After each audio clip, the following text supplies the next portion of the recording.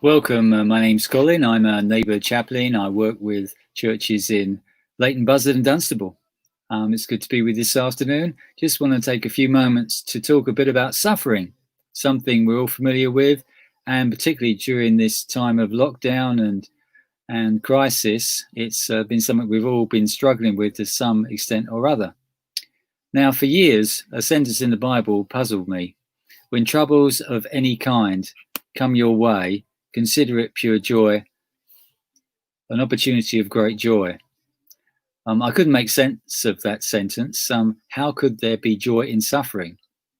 But since then, I've come to see that I was looking through the eyes of my culture and that the Bible was inviting me to understand suffering in a different way.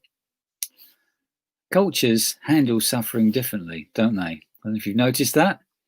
Some years ago, I was reading about this. Some years ago, a tsunami struck Japan, and one visitor noticed the phrases going over and over again. People were saying these phrases: "I'll do my best," "I'll stick it out," and "it can't be helped."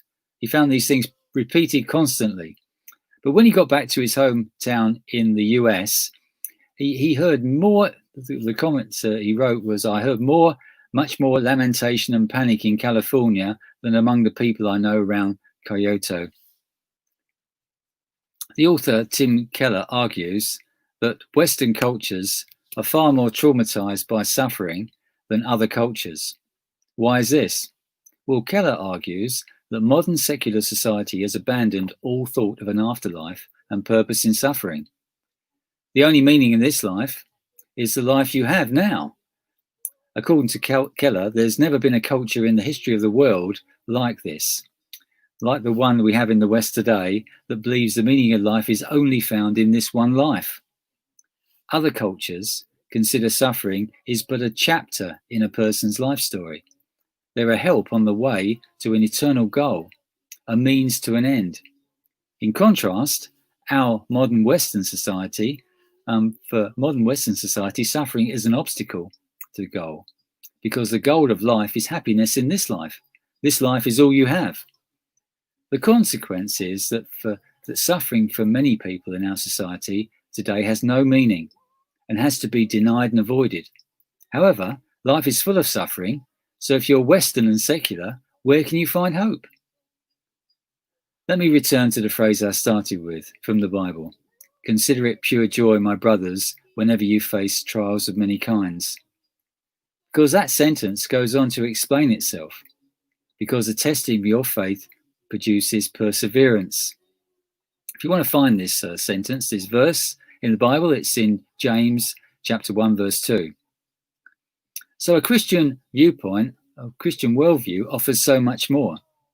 Of all the religions in the world, it presents God as a suffering God, a God who knows our suffering because God as man, Jesus, went through suffering on the cross. So Christianity offers hope in suffering. That this life is not the end. There's hope to see loved ones again, hope for a new earth and a new heaven with no suffering, not a spiritual existence floating around on clouds somewhere, but the hope of a real new physical body and a new real physical world.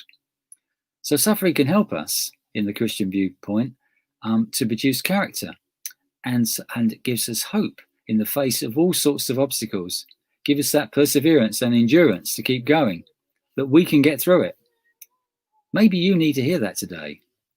Maybe you need to hear that you can get through whatever trouble you face and you can be stronger for it. Thank you for listening to me today. God bless you, and I hope to see you again soon.